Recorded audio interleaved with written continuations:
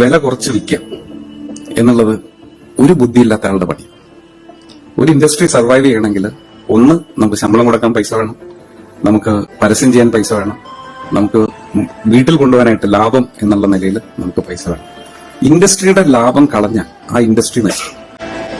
ഇൻഡസ്ട്രിയുടെ ഒരു average profit എന്ന് പറയുന്ന ഗ്രോസ് മാർജിൻ 26% ആണെങ്കിൽ ആ 26% താഴെ ഞാൻ ബിസിനസ് ചെയ്തിട്ടുണ്ടെങ്കിൽ ഞാൻ ആ ബിസിനസ്സിന് ഘടകവിരുദ്ധമായിട്ടാണ് പെരുമാറുന്നത്. അത് ഇൻഡസ്ട്രീനെ ബാധിക്കും.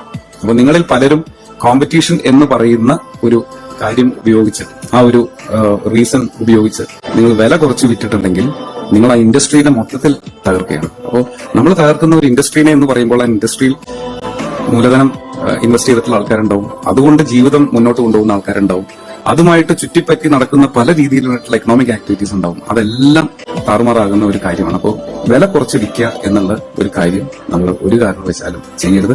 ഇൻഡസ്ട്രി മാർജിൻ എന്താണോ ആ മാർജിൻ പ്രൊട്ടക്ട് ചെയ്യേണ്ട ഉത്തരവാദിത്വം ബിസിനസ്സുകാരെന്നുള്ള നിലയിൽ നമ്മളുടെ കയ്യിൽ നമ്മൾ ശ്രദ്ധിക്കേണ്ട കാര്യം.